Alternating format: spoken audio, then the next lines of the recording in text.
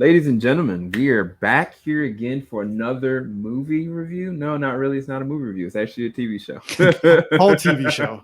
A a whole whole TV show. season. A whole season. This is on Amazon Prime called The Terminal List. It's starring Chris Pratt. I'm not even gonna give you guys a synopsis of it. At this point now, it's released out July the 1st. It is now July the 4th. But I am going to be doing a collaboration review, which is going to be really cool with Chris from Three Black Geeks. What's going on, brother? Doing pretty good. Doing pretty good.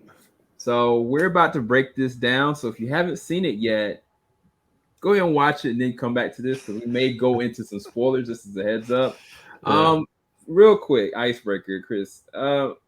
Going into this show, were you excited for it because it was related to Tom Clancy? Were you excited because of the cast, or you kind of were like indifferent with either way going into it? I had never heard of I heard of the book only because the author was it Jack Carr, he wrote the book.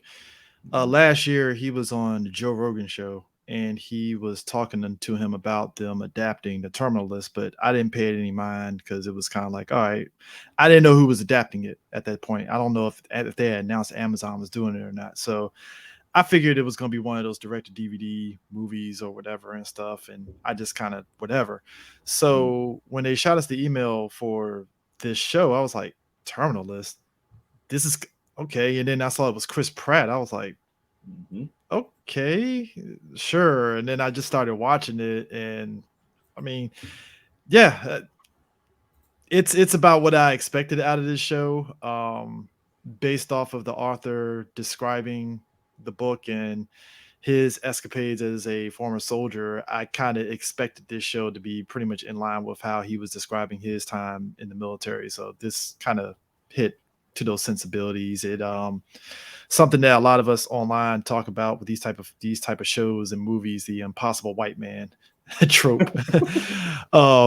Especially the impossible white man that's out for revenge, for his family and all that stuff. We've seen this type of show before. Law-abiding citizen, yeah. Law-abiding citizen. I mean, we even seen a little bit in the Without Remorse, that Michael B. Jordan show movie that was based in that Jack Ryan world, where it's like, oh, he's out for revenge because somebody did him wrong, and we've seen that before. But I think in a Terminal List, there's some good ideas that once the story gets going, it's good. But like the early goings, they drag a lot of that whole subplot with he might have PTSD, but it's we find out, spoilers, that it's a tumor, but they still drag that plot point more than what it should be. And I think that kind of took me out a couple times where I'm like, all right, man, I get it. Flashbacks, cool, man. But like, ease up on the flashbacks, man. Like, what are we doing? Yeah, because the first episode was really, ambiguous. You didn't really know what was going on. You knew that he was having lapses in memory because when he was recounting what happened to his team, he was kept on getting the wrong person that tripped the wire. Mm-hmm. And then you were kind of like, wait, no, like, is somebody playing him? Is this set up? Like, no, like, I thought he did it himself because the way it was going, I was like, is he just hallucinating? He actually killed his own men, which that would have been an interesting angle. And then I was like, oh, so that's not it. Okay. Right. To the point that they're saying, okay, well, you seem like you have something going on. You got these migraines. You need to get checked. He keeps on putting it off. Then he meets up with Ben, which we thought was his brother, but it's really not. We'll talk about it later. Yeah. Ben gets him back home. He sees his family. Everything seems like it's cool. And he just goes to get an MRI scan, and all of a sudden, all hell literally breaks loose. Three guys roll in, try to kill him, and you kind of like, is this real? Like you really don't know. But then when you get to the end of the episode, you get to the house, I was kind of like, I was thinking, maybe something, maybe like they got kidnapped or like somebody broke into that. Not him going in and seeing his family dead on the ground. Like, I kind of was like, is it him? I questioned that. I was like, did he do this? Like, I really didn't know. So I thought that the first episode was great setup. The second episode, when they started showing like there's an actual, case officer trying to assess what's going on, he's talking to the reporter. He's like, look, it seems like this guy may actually be telling the truth. Whether he's crazy or not, I don't know. to the end of the episode, the main character kills him, I was taken out. I'm not gonna lie to you. Like I was kind of like, I was like, so where are we at now? Wait, was that a justified kill? And I still don't think it was. It wasn't, because like you find out he wasn't necessarily involved per se. You know, he was just. It's just they lean heavily on. Okay. This hits on conspiracy theory tropes. This is what the show does. And I'm fine with that. Like I said, we saw it in Jack Ryan. We saw it in Without Remorse. We even saw it in Jack Reacher. Like those three properties did a pretty good job with their respective storylines in that. And this one, I think they went a little bit overboard on the conspiracy theory angle, because it's like, oh, it's bigger than just this person. It's this person now. Hold on. It's this person now. And it's like, okay, so how many people are a part of this? Yeah, Jai Courtney. You know, it's like you're thinking he's the main person. It's like, well, he's just a cog. Right. And it is, yeah. I don't know. Like it was so weird. The fact that Sean Gunn, was it James Gunn's brother? I think it was Sean Gunn. Yeah, Sean Gunn. The guy that was working underneath Jai Courtney's character, who kind of picked up on it. He was like, "Yo, I'm about to die," and I think he set it up basically. His episode is what got me into the show. On all honesty, because that's when it started. The ball started rolling. Once you saw him and you saw Jai Courtney and you saw what was really going on. He's like, hold up, this is guy out here killing people. Like, you need to take care of that ASAP. Mm-hmm. And that's when I was like, okay, so he isn't crazy. There is okay, fine, but we needed 2.5 episodes to get to this point, and I'm like, you could have trimmed down. This could have been 6 episodes easily. I think the 8 episodes is what hurt it a little bit more, because 6 episodes would have gotten straight to the point, or at least condensed 1 and 2 into 1 episode. Right. If they would have just took episode 1 and added more extension of the girl, like the reporter and like her investigative stuff, and just made it an hour and a half, you could have cut episode 2 altogether. Like everything, all the events in episode 2 are so unneeded, because it muddles the main character's arc to me. Like it kind of like, I don't know how I feel about this dude, and it's the 2nd episode. Do I care? Like at this point, I'm like, yo, he's a serial killer. Like I don't really know. I was like you, where I was kind of like the first 2 episodes did kind of like, I was watching them and I was just kind of sitting back like, okay, like I'm just like waiting for something to pick up on it, and it's like, all right, I'll stick it out. I'm gonna stick it out, you know, because I gotta see where this is gonna go, because I don't want to just, all right, cool. And then like by episode 3, that's when it's like, all right, it's starting to get together now. You know, his family gets killed, and then now he's like, I gotta go for revenge, and it's like, all right, cool, right, sure, you know. Yeah, I know for a fact my colleague Lucas, he looked at the first 2 episodes. He said, "I'm done with this." He tapped trash. out. He said he's like, "No, I'm good." And I was like, "Don't worry, Lucas. I'm covering the whole thing." But yeah, so Antoine Fuqua, I believe he's directing this. Yeah, he directed pretty much a good chunk of the episodes. There was a couple episodes that he didn't direct, but yeah, he pretty much nailed it. But I don't know, it's. I guess before we dive into it even more, so this is based off a book series of this character. Mm-hmm. Do you see Amazon keeping going with this? Because I mean, like right now they got Bosch, they got Jack Ryan, they got that Without Remorse thing that they're kind of going to keep continuing, and they got Jack Reacher, which they clearly already got greenlit for season 2, right? Mm-hmm. So do you see this continuing? This is the weird thing for me. The way that Without Remorse set it up, set up a Rainbow Six arc. And they've already alluded that they're going to bring Sam Fisher into his own show. And so it's kind of like all of those characters can fit in a world where Rainbow Six exists. But you got this Jack Carr character. I'm suspecting. He's his own franchise, just FYI. He ain't part of the Jack Ryan thing. So it's like. Right. But I think that they may add him in just for the heck of it. You think so? Because it doesn't make any sense to bring a property in like that. That's just an offshoot property. And it's so close to Without Remorse. It's not even funny. It's like if they showed me a scene, Michael B. Jordan just showed up at the end credit of this, like, hey, you got a problem with this too? Oh, I got a team coming up. Like, you should join. Something crazy like that. I would believe it. I would believe it. So if I was Amazon, I would probably do something like that because honestly, I don't know. This should have been either a miniseries or a movie because it makes me believe that it's gonna bleed over that way. And I think it's 5 books total, by the way. It's Terminal List, True Believer, Savage Son, Devil's Hand, and The Blood. So, so that's 5 seasons. I guess that's 5 seasons right there. I mean, they could. Well, you know what? I'll take that back. They could do that because they have another property. Jack Reacher's the other one that has multiple seasons. They can keep going with that. So they're just trying to branch out. I guess, man. I mean, shout out to them. They're making strides and they're doing things that Netflix should be doing. They found a niche. They found a niche because Amazon isn't doing what Netflix is doing, where they're just gobbling up stuff and just throwing it out there. Because what you're seeing with Amazon is like, all right, you'll get promotion for The Boys, you'll get promotion for like a Lizzo, live action little, a reality show, because Amazon Prime is big on the reality shows apparently. They got other shows too that aren't as promoted, but they're there. But the big ones is like the Jack Reacher, The Boys, Invincible, Jack Ryan, which I think 3rd season should be coming up, right? Yeah, and then they've got the Lord of the Rings coming up. I mean, they're making strides. This is very interesting. It's just they're spacing it out instead of just bombarding you with everything up front and then whatever you figure it out from there. Let's take it like this. Would we rather see a Sam Fisher series or this? And I'm waiting for Sam Fisher at this point. I mean, like I said, after seeing Without Remorse, I was like, dope, you got something. Boom, where's Sam Fisher at? Let's go.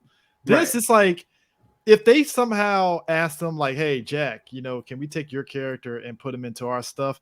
All right, cool. I can see them doing that. But by itself, it's like, all right, there's something there. I don't hate it. Do I want to see more? Sure. They just gotta they need to kind of like figure out what the next, if they do another season. All right, we have to really kind of figure out how to, plot this out very smoothly compared to what we did with season 1. Right. Because we can't have the dragging of the first 2 episodes and then boom, finally kickstarted. Because your first 2 episodes is what gets people into your show. Right. That's exactly true. And I think that if any of you guys did continue after episode 2, please let us know in the comment section below. How was your journey, going into episode 4 or going to episode 5? Because realistically, I think that's where Antoine Fuqua's directing comes in. Like a lot of the combat. Oh, that was Antoine Fuqua all the way. Like presence, like the choreography, like it felt like legit. It felt like a movie quality setup. It's every single action scene felt like it was planned, organized, done well. And then also the scope. Like they went a lot of different locations for this. I don't know how much money they spent on this, but just off of locations alone, aerial shots, they did a lot with this that I can be impressed about. It was just, the problem was just really the first 2 episodes. After they got to around the 5th episode, when he went overseas to Mexico. Yeah, that's when it really picked up. And I would even say the 8th episode, they could have cut some stuff because there were certain moments in the 8th episode where it's like, all right, you're a little long on the tooth here. Like, cut it down, But Fuqua executive produced it. I think he directed the first episode and they pretty much rotated out other directors into it, but he was still in executive producer capacity. Right. So, but it's just, I think with that episode, the Mexico episode, like I really didn't know who to trust. And when a show starts having me, turning my gears in my head, like, oh, okay, wait, he's known this family for a long time. And then like he knows this girl that's a pilot, and he also knows an old commander. And it's just like, wait, hold on. The guy at the ranch was like, yeah, if you want me to take this guy out, I can give him back to you in pieces if you need to. And I'm like, yo, Yeah, I know, right? Like, who are these people that are just casually drinking on the beach together? I And mean, these are people that he's hung out with. They are friends with his dad, which we find out. And I'm like, okay, so how long you know these people for? Like, all right. right. That's what confused me at first because I think I had looked away from the TV for a minute, and I came back to go from the bathroom, and I was like, okay, so who are these group of people? Oh, they're mercenaries, and they know his dad. Okay, all right, cool. Like that Yeah. wasn't a bother, but it's like I don't think Chris Pratt was the issue of the show. I think he really did a pretty good job with what he was given, so he was fine. I think him, what's his face, his boy Taylor. Taylor, Tillikish, he was actually pretty good as his boy and stuff. I like Constance Wu as the reporter. Oh She yeah. was really good. I loved her story actually. Her story was what kind of kept me going a couple of times. Yeah, because I feel like she was like the conscience of the story, honestly. I thought she was going to get killed. Because anytime you get a show with the reporter that's trying to get to the core of the conspiracy theory, it's like, oh boy, you're gonna die. You are going to die. Yeah, it was kind of like the moment. This is the weird thing. The moment that she got introduced in the first episode, and then his family got killed, I was like, he's got to have some kind of outside human connection. And she kind of was like the conscious of everything, because even when he was starting to go down a very dark path, she was like, "Nah, homie." Because matter of fact, that scene where Jack Courtney gets killed, she had already, spoke up, was like, "Yo, I know what you did. I know what you made me do. I had to kill this guy because of you." And then he sees her. He could have blew her away, but instead he opts not to. And I was like, okay, she's not gonna die. I don't know what's gonna become of her, but she's not gonna die. So I really like her character arc in this for sure. Yeah, I mean, and even like on the FBI end, there were certain characters there where you're there. It's weird because I won't say they were necessarily on James Reese's side per se, but they were trying to figure out what the hell was. They came to the side eventually.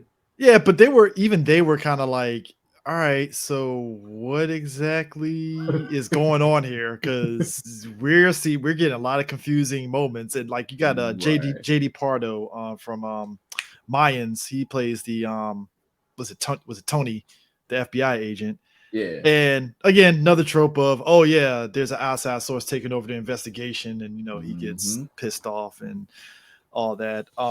You got what's her face playing the president.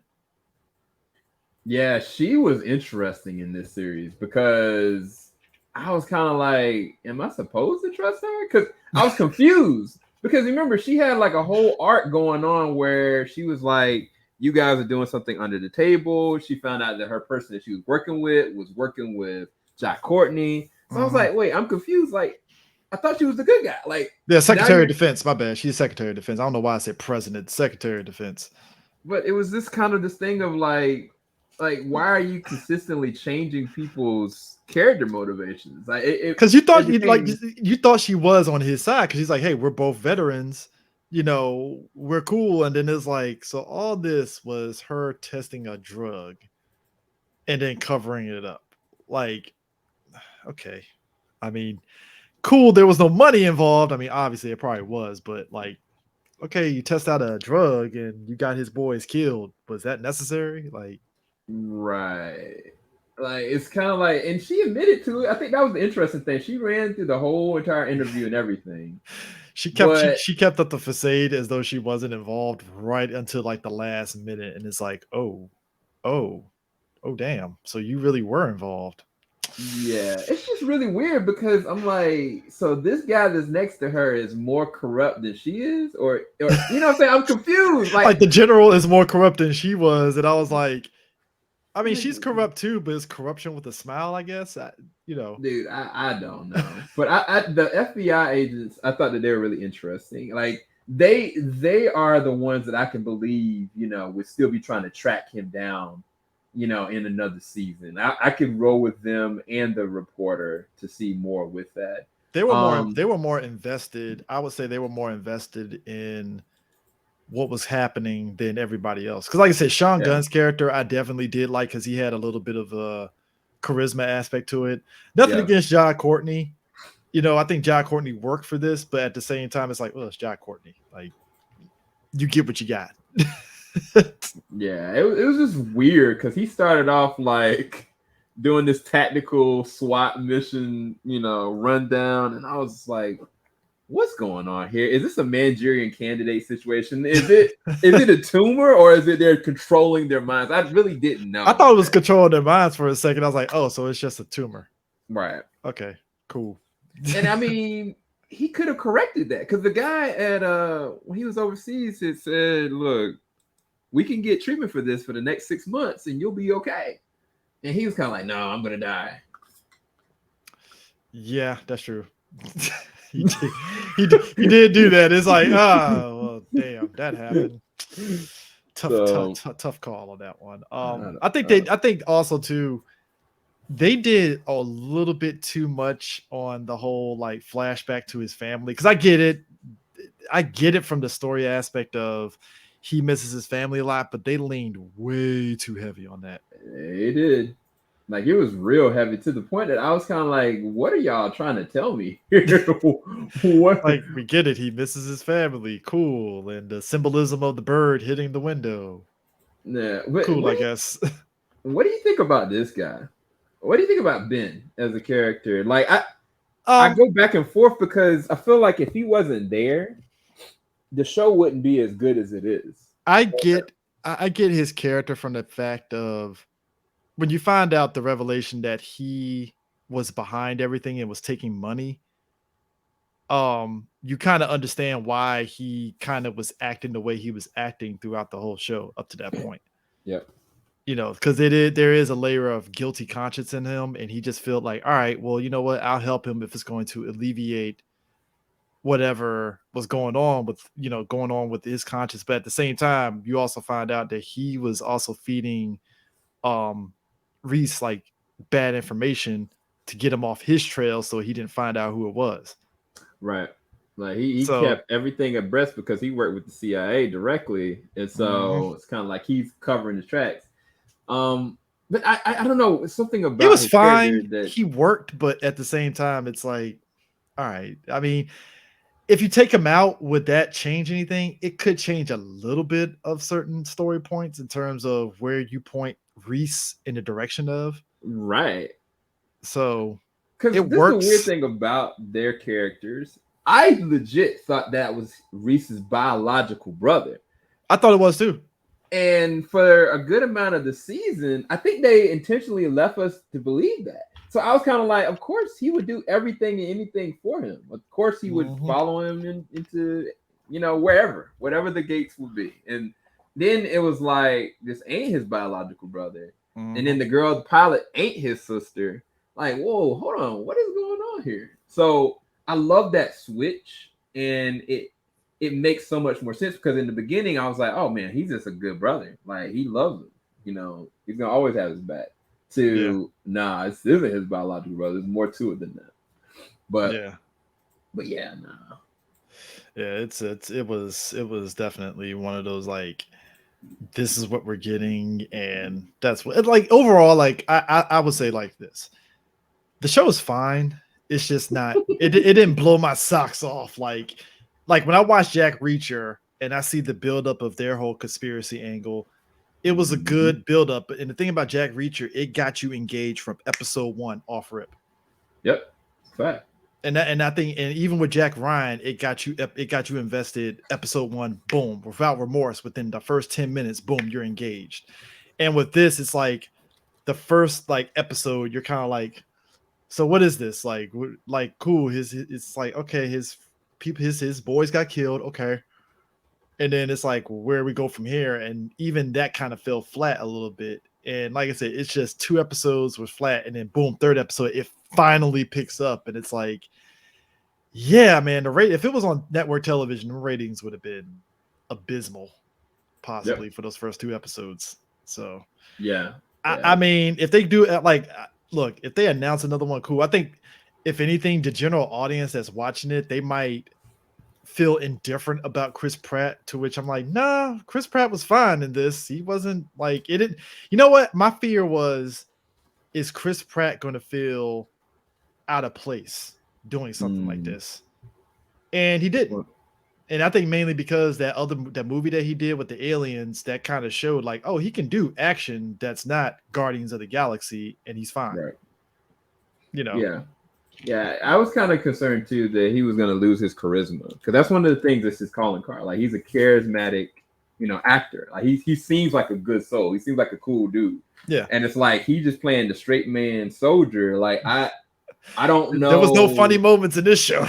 No, dude, he did not crack one joke. He was dead. He was dead. He leaned heavy on the drama and the angst and everything. And it's like, when it worked, it worked. I ain't gonna lie. But like the other times, it's like, all right, his family dead. Why are we going back to flashback number 50 again? Like, okay, cool. Sure. Yeah, I think that they did a decent job artistically of showing like how his mind was like literally unraveling. Yeah. To the point where they gave him like a I ain't gonna say a Solid Snake moment when he was in the desert. But I mean, I think even when he was out there in the desert or in the woods, and they realized like what he's really about. I thought that was a really key scene that Chris Pratt really nailed, because that was the first time he showed emotion. He kind of was like, look, like, I don't have anything left. They took my little girl. They took my wife. And like, that is my mission at this point. I don't have any other mission. And I was kind of like, I was waiting for that, because he was like a loose cannon. Like, I was like, this dude, he just killing folks, and I don't even know if he cares one way or another. I mean, that was the other thing too. Like, people getting killed. It's just kind of like, all right, to get killed, and then next there was no like consequences. There's no, what about the family, the people that got killed? What's up with them? He didn't care. He killed, and that's it. I mean, I don't think look, when the action was good, it was good. I ain't gonna lie. I think the twist with the Colonel getting killed was actually pretty dope. I actually loved it. I didn't see that coming, because like the way they set it up, it's like, okay, so how is he gonna get to the Colonel? Right. And then when you see it, it's like, oh, okay, that was actually pretty genius. I ain't gonna lie, I actually like that. Yeah, it's just pretty sick, because the guy that he got to go there, he abducted his family and was like, gonna look, kill him. I can kill him, or you do this. And he's like, but I can't do this. Literally, I can't do this. And he's like, well, make a choice. And I was like, yo, that's some sick stuff, bro. Like, and I think even the way they set that up, because he was trying to get his family out of town. He's trying to get out of Dodge. Get out of town now, please. Like, what's wrong with you? Is everything okay? He's like, no, it's fine. It's fine. We're gonna go visit this. Bruh. Like, they set that man up bad. All for him to sit there and kill himself. Like, it was rough, man. It was heavy-handed. When the kills were good, they were good. I loved it. Yeah. But yeah, it's I think the show overall, like, I like, there are good moments where it works, and then there's other moments where it just drags. I didn't hate it. It's just, it was very middle of the road to me. Would I watch it again?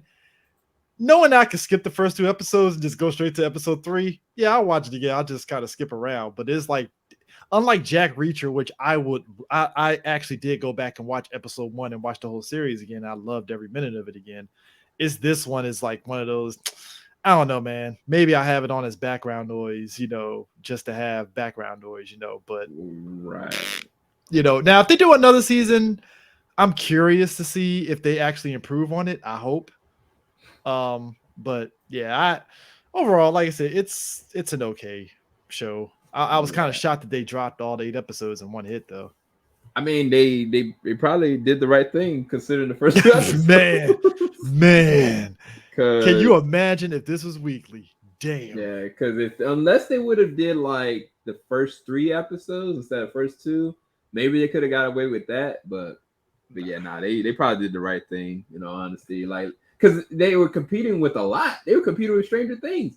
In all honesty, like, I don't know how many people actually saw this show.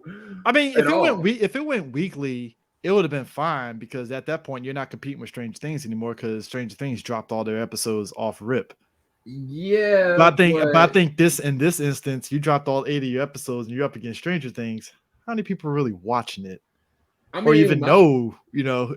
So this is the weird thing about Stranger Things. Like, I know people that are rewatching that even now. Like, people rewatching the whole entire thing, and it's like, nobody can say that they would just rewatch this right away. But yeah, for me, no, I from what I got from the action, from the drama, the espionage stuff, when it worked, it actually worked really well. I think it's when they go heavy-handed and be way too elaborate with what they're trying to do, what they're trying to even say. I was like, I don't know. There's a lot of great stars in this that I was surprised by. But yeah, I mean, as far as a rating, bro, if I had to do A to F, it's a C. C minus. It's a solid C. It's a solid C. Like I can't go low or high because, like I said, when the highs hit for the show, it was great. Right. There's a moment where he's fighting against his own, going up against some Army Special Forces guys, and it's actually a really great scene. That whole scene is dope as hell. But like I said, the lows was like the consistent flashbacks and just the story at times was wonky, and it's like, okay, But is it worth your time, folks, if you watch it? I mean, hey. That's a bit of a thumb. Hey, don't be in a rush to see it. But at the same time, if you watch it, I will say this ain't Chris Pratt's fault. He was fine. It's the story and the plotting that basically kept the show down more so than anything else. So yeah. Okay.